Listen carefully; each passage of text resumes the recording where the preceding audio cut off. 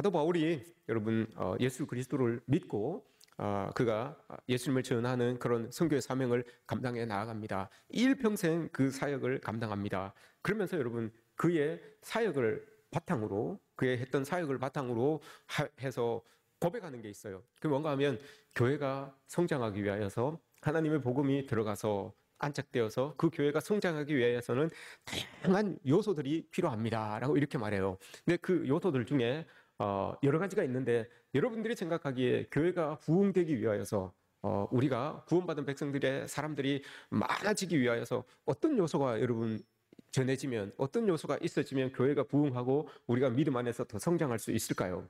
많은 요소들이 있어요. 물어보면 시간이 답 기다릴 동안에 시간이 길어질 것 같아서 고린도전서 13장을 보시면 여러분 이 사도 바울이 많은 것들을 이야기해요.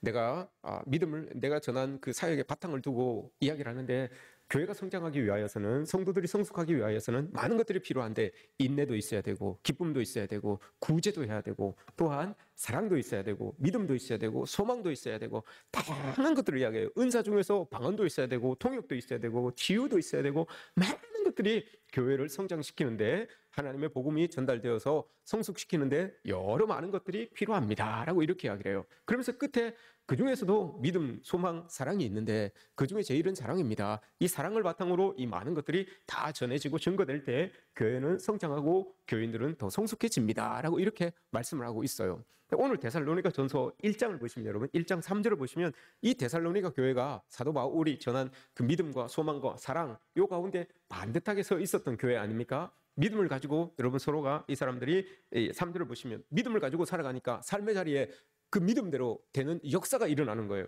그게 있었던 교회가 데살로니가 교회 사람들이었어요. 또한 두 번째 보시면 사랑의 수고가 있었어요. 사랑의 수고는 서로를 사랑하기 때문에 그리스도 안에서 사랑하기 때문에 그 사람들을 위해서 애써줄 수 있다는 거예요. 수고라고 하는 것은 그 사람들을 그리스도 안에서 사랑하기 때문에 예수 그리스도가 우리를 사랑해 주신 것처럼 우리도 동일하게 저 사람을 사랑할 수 있기 때문에 그 사람을 위하여 애쓰고 땀 흘리고 수고해 줄 수 있는 거 이걸 데살로니가 교회의 사람들은 잘 했다는 거예요. 또한 뒤에 보시면 소망의 인내가 있어요. 이 땅에서의 삶이 다가 아니라 이 땅에서 삶이 살아갈 때 어려움이 있을 수도 있고 힘든 상황이 있을 수도 있지만 이 땅의 삶이 끝이 아니라 우리는 천국을 소망하기 때문에 주어지는 삶의 자리에서 주어지는 눈물과 아픔과 슬픔과 이런 것들을 하늘나라를 소망하면서 여러분 참아낼 수 있다는 거예요. 누가 우리를 손가락질하고 누가 우리를 비아냥거려도 우리가 하늘을 소망하는 백성들이기 때문에 참아낼 수 있었다는 거예요. 이걸 데살로니가 교회 성도들이 참 잘했다라고 이렇게 말합니다. 그러면 여러분 바울이 이렇게 잘하면 교회가 어떻게 된다고요? 교회가 어떻게 된다고? 이렇게 잘하면 교회가 부흥한다고요. 그죠? 성도들은 어떻게 된다고요? 믿음 안에서 더 성숙해지고 더 하나님의 복음을 들고 삶의 자리에서 선한 영향력을 잘 끼치며 살아갈 수 있다라고 이렇게 말씀을 했어요. 그런데 6절부터 이렇게 보시면 특별히 2장을 이렇게 보시면 여러분 이 데살로니가 교회 사람들이 믿음의 역사와 사랑의 수고와 소망의 인내를 가지고 살았음에도 불구하고 혼란 가운데 있어요. 혼란 가운데 살아가요. 오늘 본문을 보시면 여러분 6절을 보시면 또 너희는 많은 환난 가운데서 라고 이렇게 이야기를 해요. 믿음으로 살고 소망을 가지고 살고 여러분 사랑을 가지고 살고 그렇게 살아가는데 많은 환난이 이 데살로니가 성도들에게 막 이렇게 쏟아지는 거예요. 이런 환난이 주어집니다. 왜 이런 일들이 일어났느냐? 여러분 이 상황을 우리가 시대적인 배경을 보면 데살로니가 전서를 우리가 이해하는데 좀 많은 도움이 될 겁니다. 당시에는 로마가 여러분 이 온 세상을 통치하고 있었어요. 지배하고 있었어요. 그 중에서도 여러분 이 데살로니가라고 하는 이 지역은 작은 로마라고 불릴 정도로 로마의 모든 것들이 그 데살로니가에 들어와 있었어요. 작은 로마. 그래서 이 데살로니가는 로마의 가장 충성된 식민 도시 중 하나였어요. 모든 것들이 로마의 가치관과 로마의 이념과 로마의 건물과 로마의 모든 통치 사상과 이런 모든 것들이 이 데살로니가에 다 들어와 있었어요. 그래서 데살로니가가 여러분 이 로마가 통치하고 있는 모든 나라 중에서 제일 평안하고 제일 안정적인 도시였어요. 왜냐? 로마는 다른 이교도들이 다른 사람들이 로마 백성이 아닌 다른 사람들이 자기들의 종교를 가지는 것, 자기들의 신들을 섬기는 것을 반대하지 않았어요. 너희들 종교를 섬겨라, 너희들 신을 섬겨라라고 이렇게 이야기를 했어요. 그래서 어떤 종교를 섬기든지 그 다 종교가 다 허용이 됐어요. 다만 그 종교의 신을 섬기는 것은 괜찮은데 그것으로 인하여서 어떤 사회적인 소요나 어떤 사회적인 반란이나 이런 것들의 기미가 보이면 용서하지 않는 거예요. 그런 사람들은 이제 다 잡아가두고 이 로마의 법으로 다스리는 그런 이 시대가 바로 요 시대였어요. 데살로니가는 여러분 로마가 다스리고 있는 나라 중에서 식민지 중에서 가장 평온한 도시였어요. 가장 아주 진짜 팍스 로마나라고 하는 로마의 평화가 로마뿐만이 아니라 요 지금 데살로니가에 쫙 퍼져 있었어요. 그래서 먹고 살기 좋고 자기 삶 살기가 참 좋았어요. 자기 종교 생활하면서 그렇게 식민 백성이지만 식민 백성답지 않게 그렇게 참 평안하게 잘 살고 있었어요. 그런데 그곳에 이 데살로니가에 허름한 남루한 복장에 몇몇 사람들이 들어오기 시작합니다. 사도행전 17장에 나오는 내용이에요. 사도행전 17장과 연관시켜 보십시오. 사도행전 17장에 보시면 몇몇 허름한 복장을 가지고 있는 사람들이 이 데살로니가에 이렇게 들어오기 시작합니다. 들어왔는데 이 사람들이 들어와서 회당을 찾아 들어가서 여러분 3주 동안을 하나님의 말씀을 전가합니다. 하나님의 말씀을 전가하고 뭐 종교를 전하는 건 괜찮으니까요. 자기 종교를 믿는 건 괜찮으니까요. 근데 들어가서 하나님의 말씀을 전 거예요. 하나님의 말씀을 전가하는 그때까지는 괜찮았어요. 그런데 말씀을 받아들었던 사람들이, 그 말씀을 함께 나누었던 사람들이 이 삶의 자리로 돌아가서, 자기들의 삶의 자리에 돌아가서 이 말씀 받은 것, 내가 가진 이 말씀 받은 것, 이걸 여러분 그냥 가만히 마음속에 두지 않고 이걸 삶의 자리에서 막 풀어내기 시작하는 거예요. 삶의 자리에서, 자기들이 삶의 자리에서 내가 그 바울 일행이 전했던 그 모습들, 그 바울 일행이 전했던 복음의 핵심이었던 예수 그리스도, 그가 어떻게 살았는지, 예수 그리스도가 어떤 삶을 살았는지, 바울 일행이 또 어떤 삶을 살았는지 그걸 가르침을 받았는데 그걸 자기들의 삶의 자리에서 그걸 다 풀어내기 시작하는 거예요. 다 풀어내니까 이게 동네가 데살로니가라고 하는 이 동네가 술렁대기 시작하는 거예요. 아니 저들이 들어올 때까지, 저들이 들어오기 전까지는 이 데살로니가가 조용했던 도시였는데 저들이 들어오고 3주가 지나고 나니까 교회가 술렁이기, 교회뿐만이 아니라 회당과 삶의 자리가, 사회가 술렁술렁이기 시작했어요. 시끄러운 소리들이 막 들리기 시작했어요. 사회가 요동하기 시작했어요. 이게 이제 로마 기에 들어간 거죠. 로마 기에 들어가서 들어온 3주 전에 들어온 그 사람들로 인하여서 이 사회가 지금 이렇게 되고 있으니 그 사람들을 잡아들여라라고 하는 이런 명령이 있어진 거예요. 그래서 사회 질서가 무너지고 막 이 소요가 일어나는 거, 이게 눈에 보이니까 그들을 3주 전에 들어오기 시작했던 그 사람들을 잡아들여라라는 그런 이 상황이 이제 벌어지고 있는 거예요. 근데 3주 전에 들어왔던 사람들만 잡으면 괜찮은데 그 3주 동안 배워서 익혔던 사람들, 이 사람들도 벌써 삶의 자리에 그 영향을 끼치기 시작했던 거예요. 이런 상황이 지금 데살로니가에 있어졌다는 거죠. 왜냐? 여러분 이 1장을 자세히 읽어보시면, 또 사도의 행전 17장을 읽어보시면 이들이 제일 처음 고백했던 게 그거예요. 지금 로마가 다스리고 있는 땅에 여러분 주인은 누굽니까? 로드는 누구예요? 로마의 로드는 누굽니까? 시저잖아요. 가이사, 시저잖아요. 그게 로마 사람들의 고백이었어요. 우리 가이사가, 우리 시저가 우리의 주인입니다. 우리의 주님입니다. 이 고백이잖아요. 근데 사도행전 17장에 들어와서, 17장에 보시면 이들이 들어와서, 데살로니가에 들어와서 가장 처음 가르친 게 예수는 그리스도입니다. 이걸 가르친 거예요. 그들이 늘 삶의 자리에서 시저가, 가이사가 우리의 주인입니다, 우리의 주님입니다 라고 이렇게 고백하고 살았는데, 그렇게 고백하고 살아갔던 사람들에게 이들이 들어와서, 바울 일행이 들어와서 가장 먼저 가르친 게 예수는 그리스도입니다 라고 이걸 가르친 거예요. 그러니 여러분 이게 충돌이 일어나는 것 아닙니까? 가치관의 충돌이 일어나는 것 아닙니까? 그런데 이들이 충돌을 이겨내고 정말 예수를 그리스도로, 자기들의 구주로 고백하는 거예요. 받아들이는 거예요. 이런 일들이 일어나게 된 거예요. 그래서 막 잡혀가고 옥에 갇히기도 하고 매를 맞기도 하고 경제적인 그런 어떤 이 제재를 당하기도 하고 하는 이런 일들이 데살로니가 성도들에게, 예수를 믿는 사람들에게 일어나기 시작한 거예요. 모든 삶의 자리가 이제 딱딱딱딱 경계가 주어지는 거죠. 그 로마법을 따르던 사람들, 그리스도를 믿되 삶의 자리로 영향력을 끼치며 살아가지 않는 사람들과 영향력을 끼치며 살아가는 사람들과 이 영역이 딱딱딱딱 구분되는 거예요. 그리고 요 테두리 밖에 있는 사람들은 다 잡혀서 지금 고통을 받게 되는, 고난을 받게 되는 그런 상황에 지금 처해지는 거예요. 데살로니가 교회 성도들이 요 테두리 밖에 있는 사람들이 되어버린 거예요. 그래서 많은 환난을 당하게 되는, 어려움을 겪고 있는 그런 상황이 지금 벌어지는 거예요. 매일의 지금 이 목숨을 건 싸움이 이 데살로니가 교회 성도들에게 지금 있어지고 있는 거예요. 여러분 어떠십니까, 여러분? 여기에서 이건 우리가 참 고민하면서 들어야 되는 말씀이에요. 왜냐하면 여러분, 믿는 건 괜찮아요. 로마에서 그냥 내가 하나님 믿는데 뭐 어때? 로마도 인정해 줬거든요. 그래서 내가 하나님 잘 믿고 살아갈 수 있어요. 그런데 여러분, 믿음이라고 하는 것은, 그리스도인들에게 있어서 여러분, 믿음이라고 하는 것은 믿음과 동일 그 단어가 여러분 실천이잖아요. 삶의 자리에서의 적용이잖아요. 믿음이라고 하는 것은, 그리스도인의 믿음이라고 하는 것은 여러분 믿음에서 끝나는 것이 아니라 이게 여러분 삶의 자리로 흘러들어가서 삶의 자리에서 뭔가를 일으키는 것, 이게 여러분 믿음이에요. 그냥 나 하나님만 잘 믿을게요, 이게 믿음이 아니라, 그 믿는다고 하는 것은 여러분 삶의 자리에서 내 믿음이 녹아지는 거예요. 그렇기 때문에 데살로니가 교회 성도들은 제대로 믿은 거예요. 제대로 믿으니까 나는 그냥 하나님만 믿어요 하면서 그 테두리 안에서 사는 것이 아니라, 하나님을 믿고 있기 때문에 그 믿음이 여러분 내 삶의 자리에서 적용이 되기 때문에 이 삶이 안 바뀔 수가 없는 거예요. 그래서 이 사람들이 핍박을 받고 어려움을 받게 되는 거예요. 우리 여러분 어떻습니까?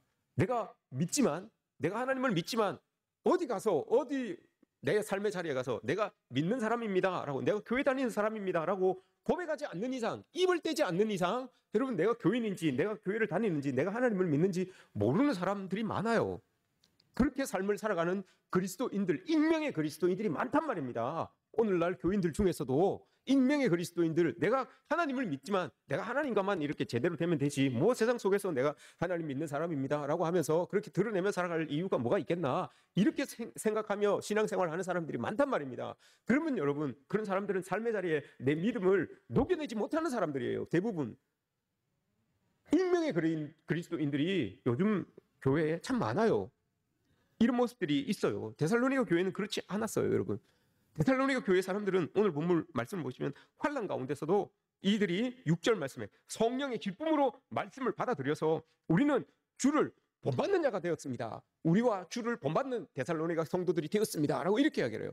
믿음 안에서 성령의 기쁨을, 성령의 능력을 덧입으니까 늘 그게 기쁘고 기쁜 삶이 되는 거예요.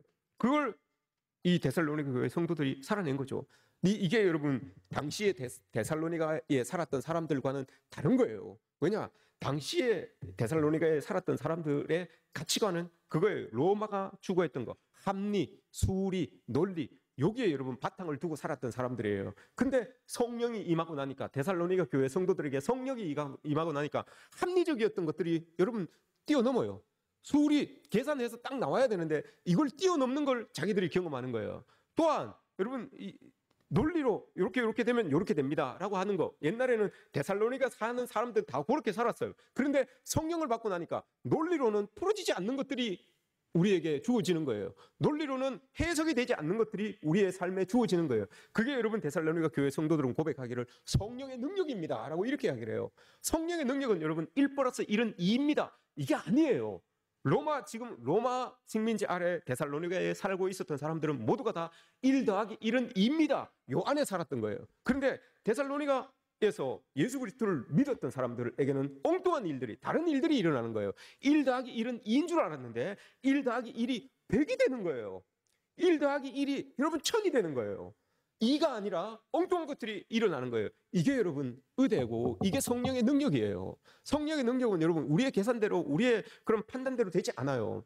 1+1이 돼야지만, 1+1이 2가 돼야지만 우리는 받아들일 수 있고 이해될 수 있었는데, 하나님의 능력이 임하고 나니까 1+1이 2가 아니라 엉뚱한 것들로 퉁퉁 터져 나오는 거예요. 이걸 여러분 데살로니가 교회 성도들이 경험하고 체험하고 그걸 삶의 자리에서 나누는 거예요. 우리가 1+1이 2인 줄만 알고 살았는데 그게 아니더라. 내가 믿는 그 예수 그리스도를 내가 믿고 보니까 1+1이 2가 될 수도 있고 4가 될 수도 있고 100이 될 수도 있더라. 이게 하나님의 은혜더라. 이게 성령의 능력이더라. 이걸 데살로니가 교회 성도들이 이야기하는 거예요. 그러니 여러분 1+1이 2라고 믿고 살았던 사람에게 1+1이 100입니다 라고 이렇게 이야기를 하니까 많은 사회가 여러분 요동칠 수밖에 없는 거죠. 늘 1+1이 2인 줄 알고 살았던 사람인데 100이 막 믿는 사람들에게 주어지는 거예요. 1000이 막 주어지는 거예요. 그러니 여러분 그 사회가 막 술렁이지 않겠습니까? 이런 상황이 지금 로마의 귀에 들어갔던 거예요. 그러니 로마가 그 사회를 잠잠하게 하기 위하여서 그리스도인들에게 박해를 주는 거예요. 데살로니가 교회 성도들은 이런 박해 속에서도 살았어요. 근데 오늘 말씀에서 그들이 성령의 능력으로 말씀을 받았다라고 하잖아요. 말씀을 받았다라고 하는 것은 그냥 말씀 들고 있는 것만 아니에요. 이걸 가지고 살아냈다는 거잖아요. 살아내니까 일들이 막 일어나는 거예요. 오늘 본문 말씀 보세요. 말씀을 받아서 이들이 바울과 예수님을 본받는 자가 되었다라고 이렇게 말하잖아요. 오늘 6절에서, 그죠? 6절 끝에 우리와 주를 본받는 자가 되었으니 라고 이렇게 말을 합니다. 본받다, 미네타이라고 하는 말이에요. 미네타이, 본받다. 이 말은 여러분 흉내를 내다 이런 말이에요. 흉내를 내다. 본받다라는, 미네타이라고 하는 말이 본받다라고 하는 말인데 이건 흉내를 내다 이 말이에요. 뭘 흉내를 냈습니까, 여러분? 데살로니가 교회 성도들이 뭘 흉내를 냈을까요? 바울이 복음을 전했어요. 그 복음의 핵심은 예수 그리스도예요. 예수 그리스도를 복음의 핵심으로 전했어요. 그 복음의 핵심을 전했던 바울 일행과 또한 그 복음의 핵심인 예수 그리스도, 그 길을 여러분 흉내내기 시작했어요. 바울이 예수님을 전하면서 보여주셨던 그 모습이 있을 거 아닙니까? 그 복음의 핵심이었던 예수 그리스도, 그게 여러분 2장에 나오는 내용이에요. 2장에 나오는 내용. 이러한 예수 그리스도를 우리는 전하고 있습니다 라고 하니까 이 데살로니가 교회 성도들이 그걸 흉내내기 시작했어요. 한 번에 확 되진 않아요, 여러분. 한 번에 확 그냥 손바닥 뒤집어지듯이 그렇게 성도의 삶이 확 뒤집어지진 않아요.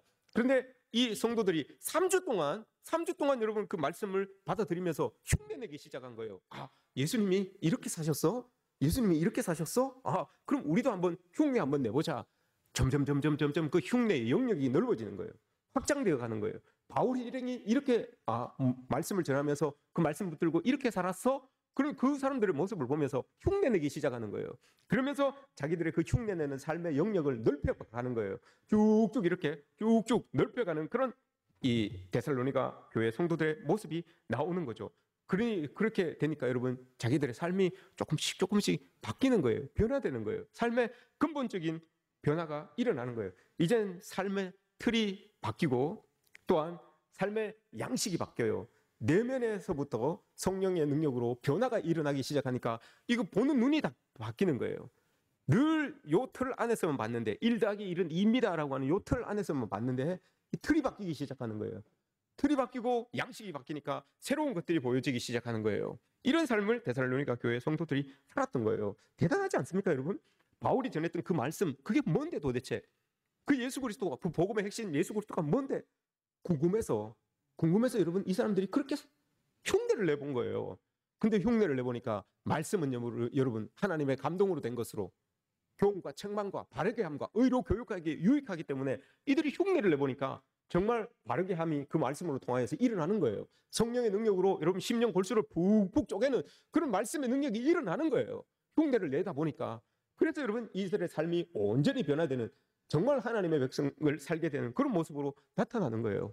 일본 속담에 여러분 우리 아들은 아버지의 등을 보고 자란다라는 속담이 있잖아요. 우리 믿음의 온 가족 예배잖아요. 믿음의 어른들의 등을 보고 여러분 우리 아이들이 자라나는 거예요. 여러분들이 과연 어떤 믿음의 모습으로 살아가는지, 어떤 믿음의 신앙의 모습으로 살아가는지, 그게 여러분 우리 아이들 안 보는 것 같지만 이 아이들은 늘 그러잖아요. 우리는 어른들은 잘 안 되는데 이 아이들은 여러분 듀얼이 가능해요. 듀얼. 엉뚱한 짓 하고 있는 것 같은데 다 들어요. 엉뚱한 짓 하고 있는 것 같은데 다 보고 있어요. 이게 듀얼이에요. 우리 아이들은 이런 능력이 다 있어요. 우리가 여러분 아이들이 안 보는 것 같으니까 이렇게 설정 숨어서 이렇게 하는데 아이들은 여러분 다 알아요. 귀신같이 알아요. 쟤들이 귀신보다 더 뛰어난 애들이에요. 귀신같이 알아요. 듀얼이 가능한 애들이에요. 아이들은 여러분 우리의 믿음 생활을 보고 배워요. 우리 참 이번에 수련회 가서 여러분 선생님들이, 우리 중고등부 선생님들이 참 믿음의 본을 참 잘 보여주셨어요. 거제가 바닷가 근처더라고요. 아주 환경도 좋고 좋은데 멀어요. 되게 멀어요. 여기서 가기도 멀고, 우리 선생님들은 부산에서 오신 분도 계시고 막 멀어요. 경주에서 오신 분들도 계시고 한데 여러분 가요. 그 밤에 늦게까지 와가지고 아이들과 함께 막 살을 부비고 하면서 본을 보여주는 거잖아요. 그런 거 보면서 여러분 애들이 배우는 거라고요. 그런 거 보면서 야 앉아 성경 읽어, 하나님 말씀은 이렇고 저렇고 이렇게 가르치는 거, 그거보다도 여러분 실질적으로 자기들을 위해서 헌신하고 수고하고 봉사하고 하는 이 모습, 이런 거 보면서 여러분 이 아이들이 배우는 거예요.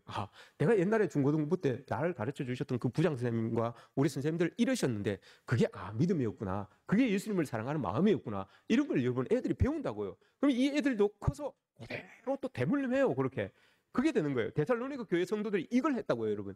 바울이 전했던 그 말씀, 그 말씀의 핵심인 예수 그리스도, 그걸 따라 해보려고 하는 거예요. 따라 해보려고. 그랬더니 하나님의 말씀으로 능력이 나타나기 시작하는 거예요. 그리스도인들은 여러분 믿음이 딴 게 없어요. 여러분 하나님 말씀, 이 말씀이 우리에게 주어지면 이걸 한번 따라 해보는 거예요. 삶의 자리에서 말씀이 이렇게 우리에게 이야기를 하고 있으니 우리가 이거 한번 따라 해보자. 말씀대로 살았던 믿음의 선진들이 이렇게 살았는데 우리도 한번 그들의 삶을 한번 따라 살아보자. 이게 여러분 우리 믿음의 생활 아닙니까? 우리 삶의 자리에서 우리 한번 그렇게 한번 따라 해봅시다. 이게 여러분 믿는 거예요. 그렇게 믿으면서 살아가는 거죠. 여러분 세상 사람들이 그리스도인들을 향하여서 막 손가락질하고 그래도 여러분 진리의 삶을 살아가는 여러분들의 모습을 보면 그들이 여러분 뜨끈거림이 있어요. 아, 교회 다니는 사람이 뭔가 다르다라도 다르네. 저런 상황에서 저렇게 행동하는 거 보니까 야, 그리스도인이 하나님을 믿는 사람이 뭔가 달라도 다르네.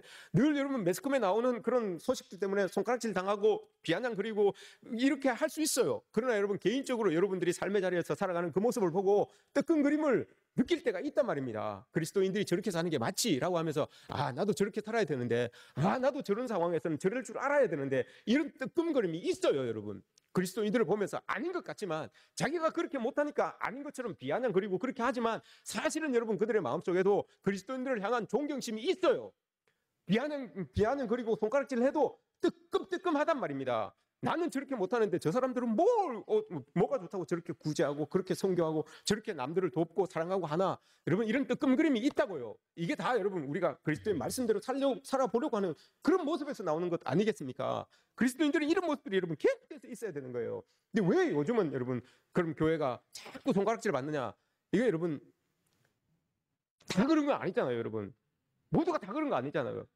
몇몇 매스컴에 나오는 몇몇 사람들 때문에 그런 것 아닙니까? 매스컴에 나오는 몇몇 사람들 때문에 그런 거예요. 왜 그러냐? 자기들도 세상 사람들도 듣는 게 있어요. 교회는 예수 그리스도의 사랑을 말하고 하나님의 사랑을 말하고 뭐 사랑 이런 것들을 이야기하는데 왜 매스컴에 나오는 사람들은 막 부수고 때리고 뭐 이런 모습이 나오니까 손가락질 하는 것 아닙니까? 교회 성경에서는 이렇게 이야기를 하는데 하나님은 이렇게 이야기하는데 표리부동이에요. 겉과 속이 다른 저들의 행동이 이질감이 느껴지는 거예요. 아니 하나님의 말씀은 너희 속은 이렇게 이야기를 하려고 하는데 행동은 왜 그렇게 하냐? 표리부동이잖아요. 그죠? 겉과 속이 다르기 때문에 그런 행동들이 보여지니까 자꾸 비난을 하는 것 아니겠습니까? 근데 모두가 다 그런 건 아니잖아요. 그리스도인들이 다 그런 건 아니잖아요. 우리 삶의 모습에서 여러분 이런 걸 보여줘야 돼요. 우리는 여러분 그리스도의 메시지예요. 이 말씀이 우리예요. 우리는 메시지예요, 여러분. 이 메시지가 세상 속에서 나를 통하여서 보여지는 거예요. 그리스도의 메시지가 나를 통하여서 보여지는 것 아니겠습니까? 하나님의 말씀을 전하는 사람이에요. 이 사람으로 인하여서 여러분 하나님의 말씀이 내 삶에서 해석되는 것 아닙니까? 내가 살아내는 것처럼 내가 살아내는 것 이거를 통하여서 여러분 하나님의 말씀이 내 삶에서 해석되는 것 아니겠습니까? 근데 여러분 교회가 시대적인 빌런이 되어버렸어요. 요즘은 시대적인 빌런이 되어버렸어요. 믿는 사람들이. 그러면 안 되는 것 아닙니까? 하나님의 말씀은 그렇게 이야기하지 않잖아요. 오늘 말씀해 보세요. 이 바울도 또 예수 그리스도도 그들의 본이 되었다라고 하잖아요. 그런데 여러분 그렇게 살았던 데살로니가 교회 사람들도 바울의 본을 따라서 그렇게 살았더니 이 데살로니가 교회 사람들도 다른 사람들에게 영향력을 끼쳐요. 마게도냐와 아가야 지역 사람들이 데살로니가 사람들을 보고 본을 받는 거예요. 믿음의 확장은 이렇게 되는 거예요, 여러분. 우리가 어디 가서 막 누구를 믿어라 막 이렇게 전도하는 것보다도 내 삶에서 메시지를 여러분 풀어내면, 메시지를 여러분 해석해내면 그거 보고 사람들이 믿게 되는 거예요.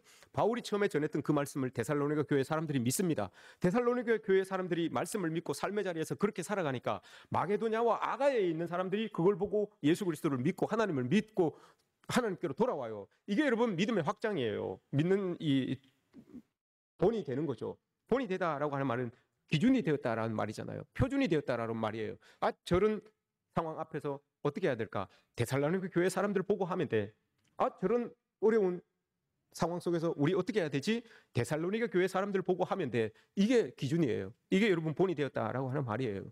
이렇게 되었다고요. 데살로니가 교회 사람들이. 그리스도인들은 여러분 세상에 이렇게 되어야 할 의무가 있어요. 책임이 있어요. 모든 그리스도인들은 이렇게 되어야 되는 게 있어요. 이렇게 돼야지만 하나님께서 우리에게 복음을 주신 이유가 여러분 명확한 것 아니겠습니까?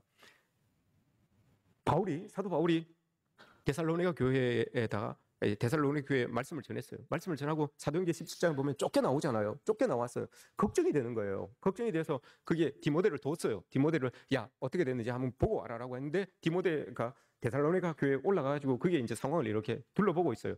근데 오랜 시간 못 내려오고 그곳에 있었어요. 그러다가 디모데가 내려옵니다. 디모데가 내려와서 그 상황을 전해줘요. 그 상황을 전해주는데 그게 3장에 나와요. 3장 6절에 보시면 나옵니다. 3장 6절에 보시면 아무 걱정 없다. 야 너희들 이렇게 잘하고 있구나라는 것을 내가 디모데를 통하여서 들었다라고 이렇게 이야기를 합니다. 그 내용이 여러분 오늘 말씀의 9절입니다.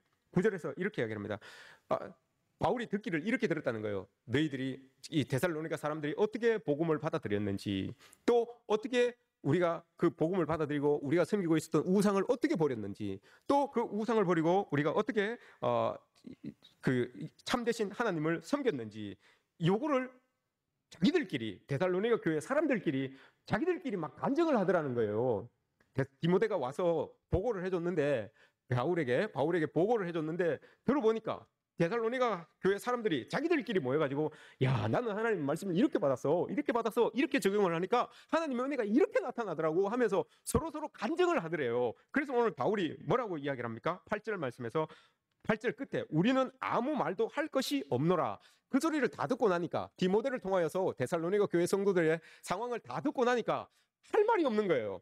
입이 떡 벌어진 거예요. 야 나는 이렇게밖에 안 전했는데 그 전한 말씀을 본을 삼아서 데살로니가 교회 성도들이 삶을 살아내는데 이렇게 살아내는 거예요. 서로 이 하나님의 은혜를 서로 같이 이야기하고 간증하고 서로를 북돋아주고 감싸주며 여기 3절에서 이야기했던 거 믿음의 역사가 일어나고 사랑으로 서로 수고하고 소망을 가지고 인내하며 살아가는 그 모습들이 바울에게 디모데를 통해서 다 들려진 거예요. 그러니 바울이 지금 편지를 쓰는 거 아닙니까? 디모데 교회에다가 데살로니가 교회에다가 편지를 쓰는 거 아닙니까? 내가 이 소리를 듣고 지금 편지를 쓰는데 도저히 더 이상 내가 할 말이 없다. 너희들이 이렇게 잘하고 있다는데 내가 할 말이 없다라고 이렇게 이야기를 하고 있는 거예요. 데살로니가 교회 성도들이 여러분 이랬다는 거예요. 근데 여기에서 바울이 아주 중요한 말씀을 하나를 딱 적어요. 뭐냐 하면 9절 말씀에서 보시면 여러분 바울이 그들이 우리에 대하여 스스로 말하기를 우리가 어떻게 너희 가운데 들어갔는지 어떻게 들어갔는지 복음이 우리에게 어떻게 들어왔는지 그리고 그 복음을 우리가 어떻게 받아들였는지 요 말이에요.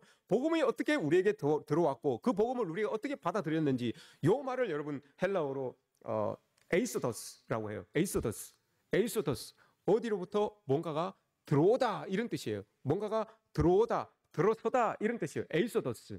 요거 반대는 여러분 밖으로 나가다 이건 어떤 뜻일까요? 혹시 아시겠습니까? 엑소더스예요. 출애굽하다 밖으로 나아가다 누굽니까? 네. 예. 들어오다 받아들이는 제가 안 가르쳐 줬어요. 엑소더스 밖으로 나아가다 빠져나가다 라는 말은 엑소더스예요. 출애굽이 여러분 엑소더스잖아요. 이 말이 여러분 길에서 벗어나다 이런 뜻이에요. 길에서 벗어나다. 400년간 여러분 애굽의 길에서 살아가던 사람이었어요. 애굽의 길 안에서만 살던 사람이었는데 예수님으로 인하여서 하나님으로 인하여서 그 길에서 벗어난 거예요. 그게 여러분 엑소더스예요. 그 길에서 벗어나다. 이게 엑소더스예요. 그리고 나서 그러면 그 길에서 벗어나서 어느 길로 들어갔다고요? 예수 그리스도께서 제시하는 그 길, 하나님께서 제시하는 그 길, 이게 에이소더스예요. 그 길로 들어갔다는 거예요. 오늘 데살로니가 교회 성도들이 고백하는 게 그거예요. 엑소더스 했어요. 어디에서 엑소더스 했습니까? 로마가 지향하고 있었던 그 길, 모든 사람들이 다 그 길을 가지고 있었어요. 평화로우면 좋고 아무 문제 없으면 좋고 또 수리, 논리, 이해 이런 것들이 다 통용되는 그 길이 로마의 길이었어요. 로마가 지향하는 길이었어요. 그런데 예수 그리스도의 복음이 딱 들어오고 난 다음에 그 길에서부터 나왔다는 거예요. 그 길에서부터 나와서 우리는 엑소더스에서 에이소더스, 예수 그리스도께서 지향하고 있는 그 길 안에 우리는 들어섰습니다.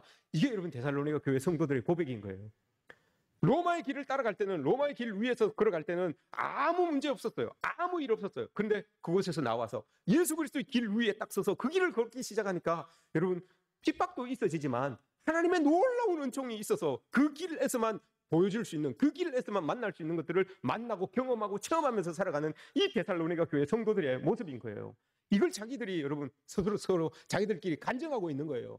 야, 내가 그리스도의 길을 걸으면서 나에겐 이런 일이 일어났어. 나에겐 이런 일이 일어났어. 여러분 이런 간증들이 여러분들 스스로에게서 여러분 서로에게서 여러분 간증들이 좀 있습니까? 엑소더스 한 사람들은 여러분 이런 간증들이 있어야죠. 엑소더스 했으면 에이소더스 안에 예수 그리스도의 길을 걷고 있으면 여러분 이런 감정들이 있어야 되는 거예요. 이걸 막 자기들끼리 이야기하면서 자기들끼리 듣고 자기들끼리 은혜 받고 자기들끼리 막 기뻐하는 거예요. 제 친구 중에 여러분 아주 대형 교회, 아주 대형 교회, 우리나라에서 아주 대형 교회인데 교단은 달라요. 대형 교회인데 그게 부목사 하는 친구가 있었어요. 이런 이야기를 해주더라고요. 자기 교회가 교인이 1,500명 이상 되면 목사님이 말끝마다 우리 분리개척입니다. 이렇게 이야기를 했대요. 500명이 되면 분리개척하고 1,000명이 되면 분리개척하고 이렇게 계속 이렇게 한대요. 여러분 분리개척하면 통상적으로 그 부목사님 중에서 좀 개척에 의지를 두고 있고 좀 그래도 좀 똑똑한 그런 이 부목사님을 네가 이렇게 500명 데리고 가서 분리개척해라 이렇게 하는 게 통상적이잖아요. 그런데 그 교회는 여러분 담임 목사님이 500명과 함께 개척을 한 거예요. 그 기존에 그 몇몇 명 되는 교회를 그냥 놔두고 자기가 나가가지고 개척을 한 거예요. 그 개척 자금을 이제 교회에서 이렇게 받은 거죠. 받고 이게 어느 정도 수준에 이르면 개척 자금을 다시 돌려줘야 돼요, 교회에. 그냥 기프 체인지 그냥 내 주머니에 넣는 게 아니에요. 어느 정도 되면 재정적으로 분립이 되면 이 또 돌려줘야 되는 거예요.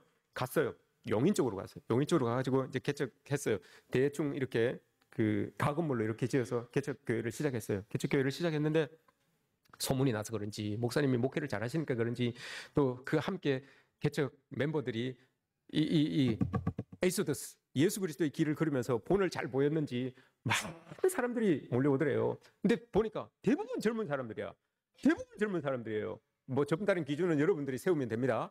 대부분 젊은 사람들이라서 교회에서 요구가 되기를 저 젊은 사람들이 자녀들이 많은데 다음 세대를 위하여서 우리가 뭔가 좀 이렇게 좀 준비를 해야 되지 않겠나. 교육관도 그렇고 뭐 애들 시설도 그렇고 좀 준비를 해야 되지 않겠나. 그래서 그러면 우리 교회 다시 새로운 성전을 지읍시다 라고 이렇게 이야기를 한 거예요. 가건물로 지어놓고 시작을 했는데 그럼 우리 지읍시다 라고 이렇게 이야기를 한 거예요. 그 말과 동시에 우리 지읍시다라고 마음을 딱 먹고 이제 기도하기 시작했어요. 성도들이 기도하기 시작했는데 그거 얼마 지나지 않아가지고 땅값이 천정부지로 오르는 거예요. 천정부지로 오르는 거야. 그래가지고 보니까 이 땅을 이제 팔려고 이렇게 내놨는데 무려 40억의 이 시세 차익이 있는 거예요. 40억을 벌게 된 거예요. 40억 뭐 아무 반응도 없네요. 뭐 도대체 얼마를 가지고 사십니까? 여러분들은 얼마가 있으십니까? 40억 뭐 그거야 뭐 껌값이죠. 이 정도인데 표현이 다들 표정이 40억이 생긴 거예요. 그런데 그게 당회가 이제 소집이 된 거예요. 40억 차익이 딱 생겼어요. 40억 딱 생겼어요. 당회에서 이제 결정을 합니다. 교회는 성도들의 눈물과 성도들의 땀과 성도들의 헌신으로 지어져야 되는 것 아니겠습니까? 이거 불로소득 아닙니까? 우리 사회에 환원합시다. 사회에 환원합시다. 당회가 결정을 했어요. 40억 환원하기로 딱 결정을 했어요. 어떠세요, 여러분? 여러분들이 왜 아까워합니까? 자기 돈도 아니면서 내 돈처럼 아까워하십니까? 40억 환원을 했어요. 이게 여러분 선한 영향력을 끼친 거예요. 세상 사람들이 아이고 이 바보같이 그 40억이나 벌어가지고 그렇게 그래 해서 하지 여러분 이렇게 이야기하지 않더래요. 이야, 참 교회가 뭐가 달라도 다르네, 대단하네 이러더래요. 아이고 저 바보 같은 것들 이렇게 이야기하는 게 아니라 야, 참 대단하네. 야, 교회가 참 뭔가 배울 게 있네 그러더래요. 그리고 여러분 한 달도 안 돼서 그 440억이 모여지더래요.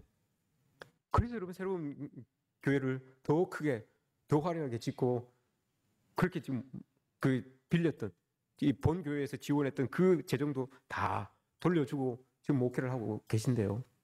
이게 여러분 그리스도의 선한 영향력 아니겠습니까? 이게 그리스도 이 엑소더스 했으면 여러분 에이소더스 그리스도의 길을 걸어가는 사람들에게는 여러분 이런 간증거리들이 있는 거예요. 간증거리를 내가 만들려고 만드는 게 아니잖아요, 여러분. 내가 그 길을 걸어가다가 왜 여러분 예수의 길을 걸어가다가 로마의 길을 걸어가면 차라리 안 넘어질 수 있어요. 안 쓰러질 수 있어요. 잘 포장되어 있는 도로기 때문에 여러분 아주 평온하게 갈 수 있어요. 그러나 예수의 길, 에이소더스 해서 예수의 길을 걸어가는 내가 다시 예수의 길에 들어섰는데 그 예수의 길은 여러분 포장된 길이 아니에요.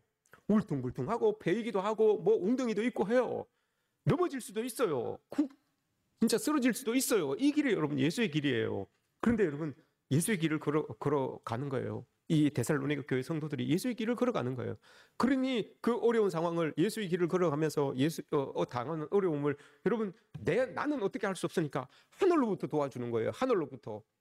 로마의 길을 걸을 때는 여러분 내가 스스로 일어나고 뭐 주변의 사람들이 이렇게 도와주고 이렇게 했는데 예수의 길을 걸어갈 때는 그게 안 돼요. 나를 도와주지 않아요. 세상의 사람들이. 예수의 길을 걸어가니까 여러분 내 스스로 일어나지를 못해요. 그러니 여러분 하늘로부터 나를 도와주는 것 아닙니까?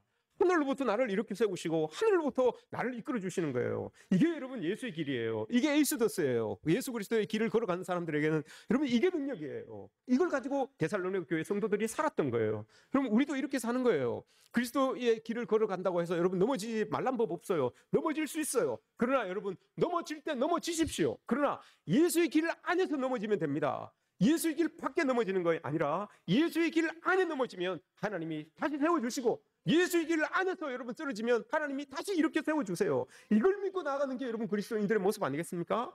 데살로니가 교회 성도들이 이렇게 살았어요. 그랬더니 성령의 기쁨으로 그들이 말씀을 받고 그 간증이 일어나는 삶을 살아냈다라고 이렇게 말합니다. 이런 은혜가 여러분 모두에게 있으시기를 주님의 이름으로 축복합니다.